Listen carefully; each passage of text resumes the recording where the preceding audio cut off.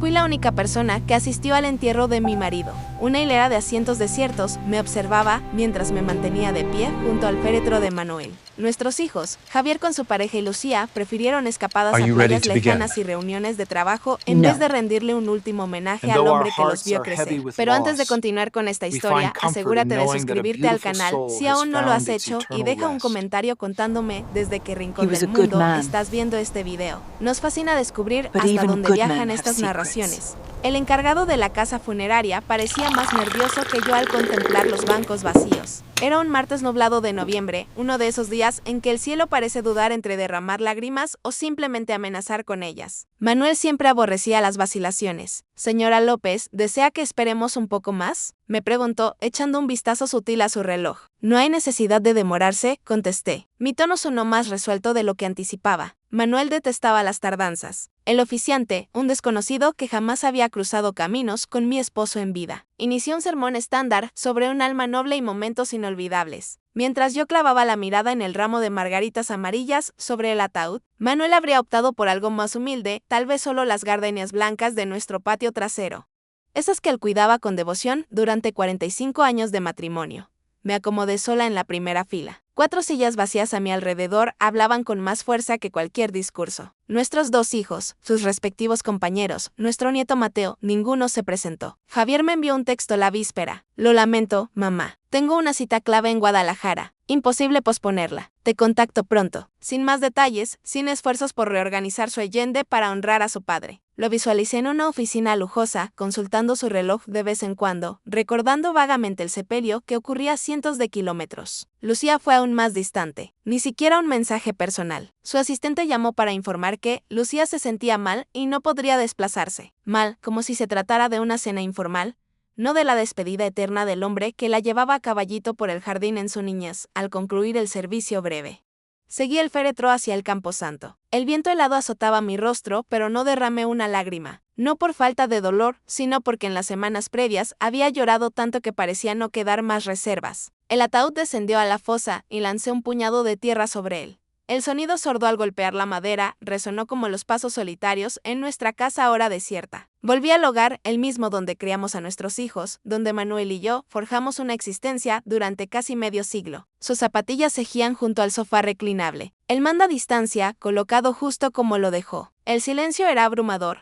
Me serví una taza de té Eval, el que reservábamos para momentos significativos. Este no lo era, pero se sentía adecuado. Impulsada por una corazonada incontrolable, abrí la app de redes sociales. El perfil de Lucía apareció primero. Había subido una imagen 2 horas antes, coincidiendo con el entierro de su padre. Una foto en una playa exótica, con cócteles en mano, una sonrisa deslumbrante. La descripción rezaba, viviendo el momento al máximo. Tragué con dificultad. Mi hija no estaba enferma. Estaba disfrutando de vacaciones mientras yo sepultaba a su padre. Deslicé el dedo para ver más. Javier también había publicado una autofoto en una junta ejecutiva con un pie de foto sobre cerrando tratos millonarios y conexiones valiosas. Ni una sola palabra sobre su padre, ni un atisbo de duelo. Como si fuera un día ordinario, apagué el dispositivo y di un sorbo profundo al té. En la pared opuesta, una foto de nuestro aniversario número 40.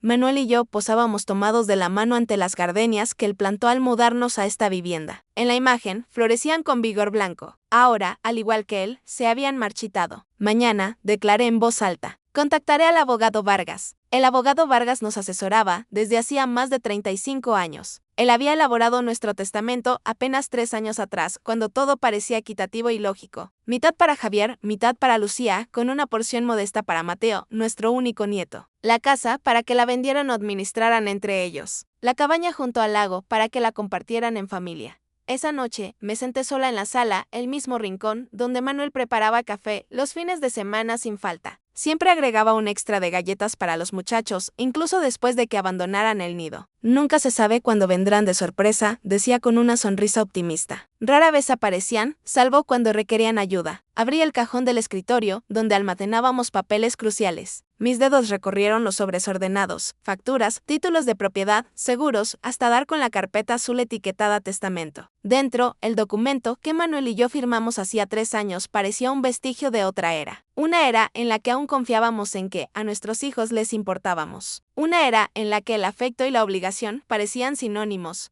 cerré la carpeta y me dirigí al dormitorio. Las medicinas de Manuel aún reposaban en la mesilla. El doctor predijo que sería rápido, pero duró 8 meses de declive gradual, de idas al centro médico, de ilusiones ejidas de desánimo. 8 meses en los que Javier visitó 3 veces y Lucía solo 2. Siempre con pretextos listos: empleo, familia, obligaciones. Cuando Manuel finalmente se fue en una tarde de miércoles cualquiera. Yo aferraba su mano. Abrió los ojos, esbozó una sonrisa tenue y murmuró: «Siempre fuiste lo mejor de mi mundo, Sofía», y partió.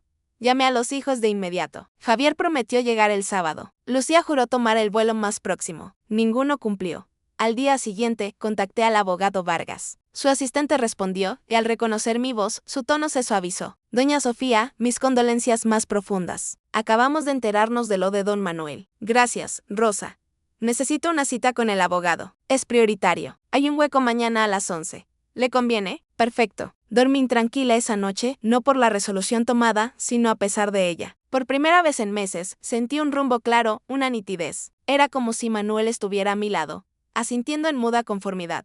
La oficina del abogado Vargas olía a pergaminos viejos y café fresco. Se puso de pie al verme entrar, su expresión transmitiendo pesar auténtico. «Sofía, qué placer verte. Lamento lo de Manuel. Era un caballero excepcional». «Gracias, abogado». Lo era, sin duda. Me senté en la butaca de piel frente a su mesa. «Necesito alterar nuestro testamento». Él asintió sin asombro. Muchos en duelo pasaban por allí con solicitudes similares. «Comprendo. ¿Algún cambio particular?» «Quiero excluir a Javier y Lucía por completo». Esto sí lo desconcertó. Se quitó las gafas con lentitud. «Por completo. Quiero que todos, la casa, la cabaña, las cuentas, las inversiones, vaya a Mateo, su nieto». «Sí». El abogado Vargas carraspeó. «Sofía, sé que es un periodo complicado, pero las elecciones en el duelo pueden». Enterré a Manuel sola, lo interrumpí. Mi voz serena pero inquebrantable. Ninguno de nuestros hijos se presentó al sepelio. Lucía estaba en una playa, bebiendo cócteles con amigos. Javier en una junta que podía haber aplazado. Mientras, Mateo llamaba a diario durante la enfermedad de su abuelo. Fue él quien limpió el jardín cuando Manuel no pudo. Fue él quien me condujo al hospital en noches que no podía manejar. Solo tiene 24 años, pero posee más integridad que sus padres combinados.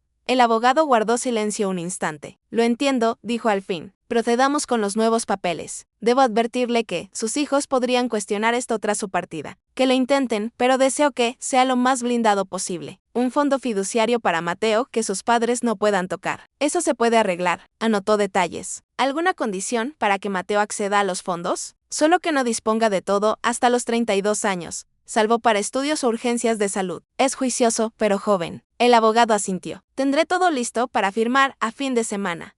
Al salir de la oficina, sentí un alivio inmenso. No era revancha, era equidad. Era preservar el legado de Manuel de la única forma que me restaba, entregándolo a quien lo apreciaba de verdad. Caminé despacio hacia el auto, notando a la gente en la acera. Un padre con su hijo pequeño pasó riendo por un chiste compartido. No sentí celos, solo una aceptación callada de que los vínculos familiares son más intrincados de lo que aparentan en las postales navideñas. Esa noche, por primera vez desde la partida de Manuel, no me puse su suéter viejo para dormir. Me recosté en nuestra cama, ahora solo mía, y permití que el silencio me arropara. Ya no era un silencio agobiante, sino apacible. Manuel solía decir: «El cariño auténtico no busca aplausos, pero merece consideración». Nuestros hijos habían olvidado esa enseñanza, pero yo no.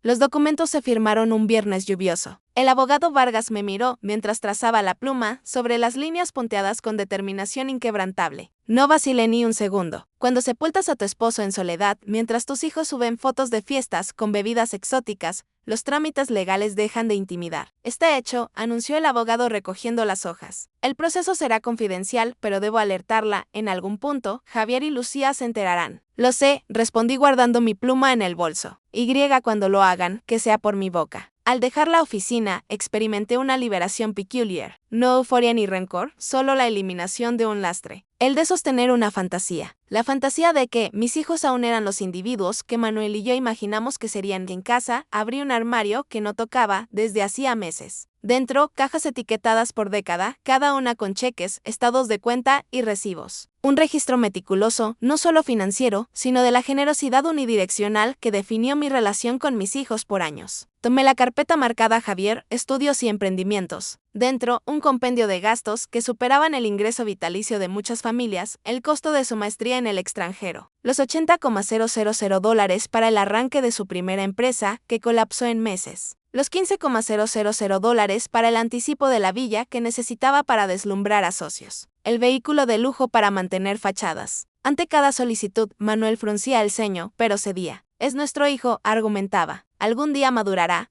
Ese día jamás llegó. La carpeta de Lucía era igual de elocuente. La boda opulenta que equivalió al precio de una casa modesta. Las renovaciones en su ático que merecía tras tanto esfuerzo, los viajes a islas paradisíacas para recargar energías. La academia exclusiva para su hijo, indispensable para su porvenir. Cada demanda traía promesas veladas de más visitas, más llamadas, más lazos, promesas que se evaporaban tan pronto como el dinero llegaba. Lo que me impactaba ahora, revisando esas carpetas, no era la suma, sino el patrón. Nunca hubo gratitud sincera, solo una presunción perpetua de que estaríamos disponibles. Como si nuestros ahorros, fruto de décadas de labor y sacrificio, fueran una herencia prematura. Cerré las carpetas y las devolví al armario. No por arrepentimiento, sino para conservarlas como prueba. No para un juzgado, sino para mi conciencia. El teléfono vibró a las 8:15 p.m. esa noche. El nombre de Mateo iluminó la pantalla. Abuela, ¿puedo visitarte mañana? Encontré unos discos antiguos que al abuelo le habrían encantado y quiero mostrártelos. Sentí un nudo en la garganta. Por supuesto, cariño. Ven a comer. Al día siguiente, preparé su platillo favorito de Manuel, un guiso casero con hierbas del jardín. Mateo llegó a las 12:30 p.m. puntual,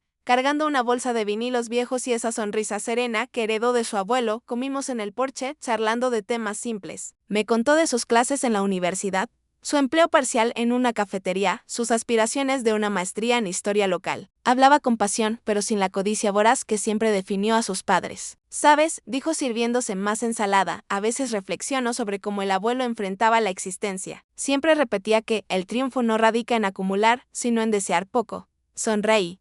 Eran palabras exactas de Manuel. Tu abuelo estaría tan orgulloso de ti, Mateo. ¿De veras lo crees? Había una fragilidad en su tono que me evocaba al niño que buscaba aprobación sin demandarla. Estoy convencida. Tras la comida, insistió en fregar los platos. Mientras secaba, mencionó que consideraba aplicar a un programa de investigación en historia regional, pero le inquietaba el costo. ¿Cuánto es?, pregunté con naturalidad. Mencionó una cifra que era una fracción de lo que su padre había pedido para su último capricho. Aplícate, respondí. Pero abuela, es costoso y sé que... Lo interrumpí con dulzura. ¿Crees que tu abuelo y yo ahorramos toda la vida para qué? Se quedó callado, frotando un plato ya seco. Para instantes como este, proseguí, para respaldar a quienes valoran las oportunidades. Cuando partió, llevándose el resto del guiso que le obligué a aceptar. Me quedé en el umbral viendo su auto modesto alejarse. El contraste con sus padres no podía ser mayor. Lucía llamó al día siguiente. Era la primera vez que oía su voz desde el entierro que ignoró. Mamá. Su tono sonaba molesto. Mateo me contó que le financiarás el programa de investigación. Ni un saludo, ni un ¿cómo estás? Directo al grano monetario. Buen día para ti también, Lucía. Lo siento, dijo sin convicción. Solo me preocupa. Acabas de perder a papá. No deberías decidir sobre finanzas ahora. Respiré profundo. De hecho, he tomado varias decisiones financieras clave últimamente. ¿Qué? ¿Cuáles? La alarma en su voz no era por mí, sino por su posible herencia. ¿Por qué no vienes a verme? Hablemos cara a cara. Pausa. Estoy saturada con el empleo, mamá. Ya sabes cómo es. Sí, lo sé. Fue el mismo pretexto por el que no asististe al entierro de tu padre mientras posabas en una playa con cócteles. Silencio. ¿Cómo lo supiste? Redes sociales. Lucía, subiste fotos durante el sepelio de tu padre. Otro silencio, seguido de una excusa apresurada. Mamá, fue complicado. Estaba lidiando con emociones y, ahórrame las justificaciones, interrumpí. Ven si quieres dialogar. De lo contrario, asumiré que estás ocupada como siempre. Colgué antes de que replicara. Mis manos temblaban, no de ira, sino de liberación. Décadas de callar, de ignorar lo obvio, de excusar lo inexcusable. Por fin, terminadas, Javier se presentó al día siguiente sin aviso, como solía cuando buscaba algo. Su auto de lujo se aparcó en la entrada con esa pompa que siempre me incomodaba. Mamá, me abrazó fugazmente. ¿Estás bien? Pareces agotada. Estoy bien, Javier. ¿Qué te trae? Miró alrededor como evaluando la propiedad. Lucía me relató su charla. Nos inquietas. Lo están. Claro. Se sentó en el sofá, el mismo donde Manuel reposaba. Perder a papá fue duro para todos. Me imagino, respondí, aunque algunos lo sobrellevaron mejor que otros. Tuvo la gracia de parecer avergonzado. Mira, mamá, sobre el entierro. Realmente no pude cancelar esa junta. Era vital para la compañía. Lo sé. La misma compañía para la que tu padre y yo dimos $90,000 de inicio. Parpadeó, sorprendido por la mención directa. Normalmente, yo evitaba temas monetarios. Eso fue hace años. Sí, como los $150,000 para el pago inicial de tu villa y los $50,000 para saldar deudas tras tu divorcio. ¿Y lo sé por qué hablamos de esto ahora? Interrumpió, visiblemente inquieto. Porque tu padre falleció, Javier, y estoy revisando no solo activos, sino elecciones. Se removió. ¿Qué implica eso? Implica que modifiqué el testamento. Tú y Lucía fueron excluidos. Todo va a Mateo. El estupor en su cara sería cómico si no fuera tan previsible. ¿Excluidos? No puedes. Puedo y lo hice. Todo para Mateo. Mateo. Mi sobrino es casi un niño. Tiene 24 años. Es responsable y tiene más honor en un dedo que tú en toda tu vida. Javier se levantó, enrojecido. Esto es injusto. Es el duelo hablando. No piensas claro. Al contrario, respondí calmada. Pienso con claridad por primera vez en años. Tu padre edificó todo con esfuerzo y principios. Principios que tú y tu hermana parecen haber descartado. Es por el entierro, ¿verdad? Ya me disculpé. No, Javier. El entierro fue el cierre de una saga larga. Tomar sin retribuir, demandar sin agradecer, tratar a los padres como un cajero automático, no como seres que los amaron sin condiciones. Guardó silencio, luego probó otra táctica. Hablemos con calma. Tal vez un acuerdo, algo que no hay acuerdo. La decisión está tomada. Te arrepentirás, dijo agarrando las llaves. Lucía y yo podemos desafiar el testamento. Intenten. Solo confirmarán mi punto. Salió azotando la puerta. Desde la ventana, lo vi llamar por teléfono. Probablemente a Lucía. Imaginé el diálogo agitado, las recriminaciones, los planes para hacerme razonar. Esa noche, por primera vez desde la muerte de Manuel, abrí una botella de vino reserva para eventos especiales. Serví una copa y la llevé al porche. Las gardenias que Manuel mimaba empezaban a decaer con el otoño, pero algunas flores persistentes resistían. Como yo. Contemplando el jardín, recordé una frase de Manuel: el amor es como estas gardenias, Sofía. Requiere atención diaria, poda oportuna y a veces soportar el frío para renacer. Nuestro frío había llegado y yo estaba preparada para superarlo. 3 días transcurrieron en una quietud rara. Ninguna llamada de Javier o Lucía, solo textos de Mateo ofreciendo ayuda con compras. La calma previa a la tormenta pensé mientras regaba las plantas en el porche. La tormenta arribó un sábado en forma de Lucía y su esposo Roberto, aparcando su SUV reluciente. Ella no llamó a la puerta. Entró como si la casa aún le perteneciera en parte. Mamá, dijo dejando su bolso de marca en la mesa de entrada. Debemos hablar. Roberto se mantuvo atrás, incómodo como de costumbre. Nunca encajó en nuestra dinámica, siempre distraído con su teléfono en las reuniones familiares. Siempre hojeando la salida. Buen día para ti también, Lucía, respondí serena, continuando con el riego. ¿Es cierto lo que Javier me dijo? Puse la regadera en el suelo y la enfrenté. Mi hija, tan similar a mí en lo físico y tan distinta en el alma. Sus ojos, idénticos a los míos, ahora entrecerrados con sospecha. Depende de qué dijo. ¿Qué nos desheredaste, que le das todo a Mateo? Esto es absurdo, mamá. La invité a sentarse con un gesto. Dudó, luego se acomodó tiesa en el sofá. Roberto quedó de pie, aún en su dispositivo. No es absurdo, Lucía. Es consecuencia. ¿Consecuencia de qué? ¿De no ir a un entierro? La indiferencia en su voz me dolió como un golpe. No era solo la ausencia, era la total indiferencia ante la solemnidad. ¿Crees que es solo el entierro? Ella cruzó las piernas, ajustando su falda costosa. ¿Qué más sería? Inspiré hondo. Tu padre estuvo enfermo 8 meses, Lucía. 8 meses en que visitaste solo 2 veces, por menos de 3 horas cada una, antes de inventar una crisis laboral. 8 meses sin llamar para indagar su estado. Y cuando murió, preferiste una playa, su despedida. Lo procesaba a mi modo, se defendió. No todos manejan el duelo igual. Eso no es manejar duelo, es evadirlo. Miró a Roberto por respaldo, pero él respondía a mensajes. ¿Y Mateo? Siguió. Él apenas conocía a papá. ¿Por qué él lo merece todo y nosotros nada? La injusticia de eso era casi risible. Mateo visitaba a tu padre semanalmente. Le leía cuando su vista fallaba. Fue Mateo quien organizó sus remedios, quien me llevó al hospital cuando no podía conducir. Él lo conocía, Lucía, y más importante, le importaba. Esto no es justo, dijo alzando la voz. Tenemos derecho a esa herencia. Es nuestra legalmente. De hecho, no. Los bienes son míos ahora, y decido su destino al partir. Roberto guardó el teléfono, sintiendo la escalada. Doña Sofía intervino. Lucía solo se preocupa por usted. Decisiones en duelo pueden ser. Ahórreme su preocupación fingida, Roberto, interrumpí. Ustedes nunca se interesaron por mí o Manuel, salvo para dinero o favores. El silencio subsiguiente fue pesado. Lucía parecía atónita, no por la acusación, sino porque la verbalicé. ¿Cómo dices eso? Susurró. Somos tu familia. Familia, mi voz baja pero firme. La familia visita, llama. Aparece en momentos duros, no solo en fiestas con regalos. Lucía se levantó, enrojecida. Estás siendo cruel. Papá no aprobaría esto. Tu padre, respondí tranquila, se sentó en ese sofá 8 meses, esperando visitas que no llegaron. Murió decepcionado. No me digas que aprobaría. Tomó su bolsa con gestos bruscos. Esto no termina aquí, mamá. Javier ya consulta a un abogado. No puedes cortarnos así. De hecho, puedo y lo hice. Cuando se fueron, cerré la puerta con suavidad con la misma firmeza que me sostenía desde la partida de Manuel. Volví al porche, a mis plantas. La regadera seguía donde la dejé. Terminé de regar las gardenias, favoritas de Manuel, y me senté en la mecedora. El teléfono sonó adentro. Lo dejé ir al buzón. Minutos después, sonó de nuevo y otra vez. Al cuarto intento, atendí. Hola, Sofía. Soy Eduardo. La voz de nuestro vecino de décadas sonaba preocupada. ¿Todo en orden? Vi a Lucía salir casi corriendo. Eduardo y su esposa Clara vivían al lado desde hacía 35 años. Conocían nuestra familia mejor que nadie. Estoy bien, Eduardo. Solo resolviendo asuntos pendientes. Entiendo, dijo, y por su tono, supe que lo hacía. Clara y yo pensamos, ¿te gustaría cenar con nosotros esta noche? Nada formal, solo compañía. Dudé. Desde la muerte de Manuel, evitaba sociales, pero la idea de charlar con amigos verdaderos, que nos conocían a Manuel y a mí, se sentía reconfortante. Me encantaría, Eduardo. Gracias esa noche, en la cálida casa de los vecinos, con aroma a estofado casero, les conté todo, el entierro solitario, el cambio de testamento, las confrontaciones con mis hijos. Clara tomó mi mano sobre la mesa. Hiciste lo necesario, Sofía, Manuel lo comprendería. Son mis hijos, murmuré, sintiendo por fin las lágrimas contenidas. ¿Cómo llegamos aquí? Eduardo, siempre pragmático, sirvió más vino. A veces, la gente toma rutas incomprensibles. Tú y Manuel les disteis oportunidades, amor. Lo que hicieron con ellas fue su elección, no tuya. Clara sintió. Algunos no valoran lo que tienen hasta que es tarde.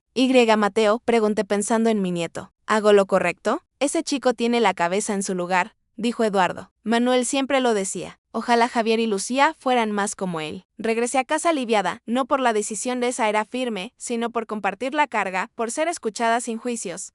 A la mañana siguiente, llegó una carta. Reconocí la caligrafía al instante. Javier, no un email, no un texto, sino una misiva manuscrita. Algo inusual. La llevé al porche con una taza de té. El sobre era formal, pesado. Lo abrí con cuidado. Mamá empezaba. Tras reflexionar sobre nuestra charla, admito que tienes razón en puntos clave. No fui el hijo que debí ser para ti y papá en años recientes. Trabajo, compromisos, la vida se acumuló y sin notarlo, los puse en segundo plano. Sobre el entierro, no hay excusa. Debí estar allí, despedirme adecuadamente. Es un error que llevaré siempre. Respecto al testamento, comprendo tu decepción, aunque duela. Mateo es un gran joven y merece reconocimiento. Quizás podamos discutir una distribución que aborde tus inquietudes sin excluirnos del todo. Por favor, considéralo. Somos familia pese a todo. Con cariño, Javier. Releí 3 veces. Era conciliadora, casi honesta. Casi.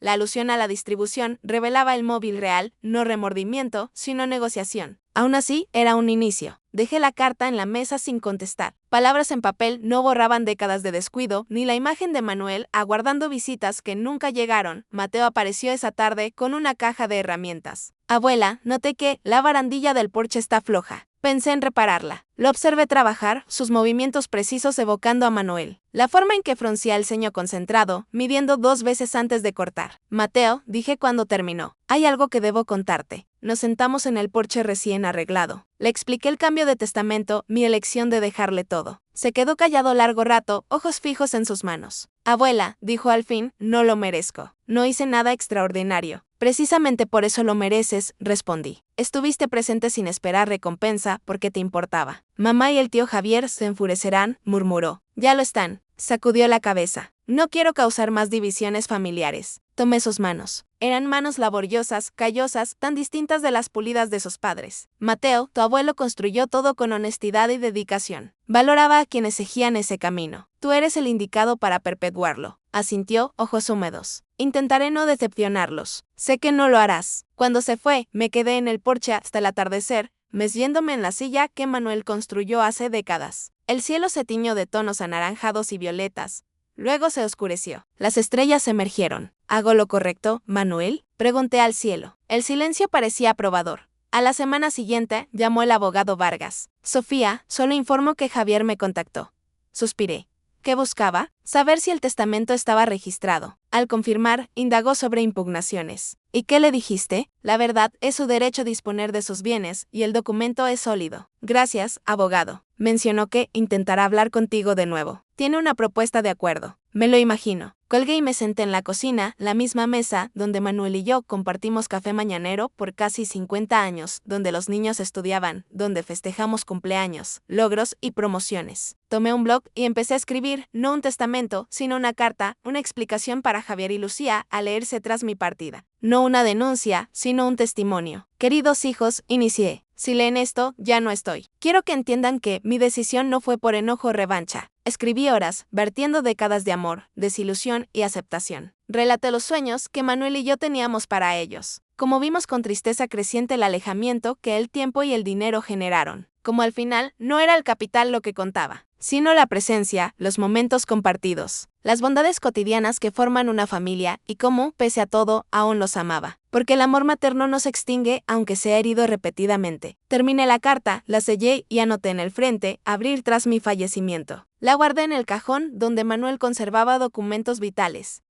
El timbre sonó a las 10:30 am siguiente. Javier estaba en el umbral, sin su traje habitual, en jeans y camisa simple. Parecía vulnerable. Mamá, dijo, podemos charlar. Lo dejé entrar. Miró la casa como viéndola por primera vez en años. De cierto modo, quizás lo hacía. ¿Cambiaste las lámparas?, notó. Sí, hace 4 años. Asintió avergonzado. ¿Puedo sentarme? Indiqué el sofá. Se acomodó rígido, como un invitado, no como quien creció en estas habitaciones. Leí tu carta. Y hablé con el abogado Vargas. Mamá, antes de que digas nada, quiero que sepas que comprendo tu decepción. Nosotros no fuimos los hijos que debimos. No, no lo fueron. Pareció sorprendido por mi franqueza. Esperaba que negara, como siempre. Sobre el testamento, continuó. Pensé en una solución para todos, un compromiso. Te escucho. Lucía y yo coincidimos en que Mateo merece parte. Él estuvo cuando nosotros no. Proponemos 50% para Mateo, 25% para cada uno. Miré a mi hijo, este hombre que acuné, alimenté, enseñé a caminar y hablar. Ahora negociaba porcentajes como en una transacción. Javier, dije serena. Esto no es una negociación comercial. Es una decisión basada en quien demostró entender el valor real de lo que tu padre y yo construimos. Pero somos tus hijos, insistió con frustración. Eso cuenta. Cuenta. Por eso invertí décadas ayudándolos. Tu maestría, la villa de Lucía, autos, viajes, emergencias. Ya tuvieron su porción varias veces. Abrió la boca, luego la cerró. Por un instante, vi en sus ojos no ira, sino insight, como comprendiendo la pérdida verdadera. No material, sino algo más profundo. Realmente lo eché a perder, ¿verdad? Murmuró. No respondí. No hacía falta. Se levantó. Reflexionaré sobre esto, mamá. Hazlo. En la puerta, se detuvo. Lo extraño, dijo suave. A papá. Solo lo noté cuando era tarde. Yo también, cada día. Tras su partida, volví al porche. Las gardenias mostraban brotes verdes tras la poda. Pequeños renacimientos en tallos que parecían inertes. Quizás algo similar ocurría en Javier. No suficiente para alterar mi decisión de esa era irrevocable, pero quizás para que captara lo perdido. Y quizás eso fuera un legado más precioso que cualquier fortuna. La primavera arribó sutil, tiñendo el jardín de nuevos matices. Las gardenias que Manuel cuidaba florecieron de nuevo, obstinadas y resistentes como él.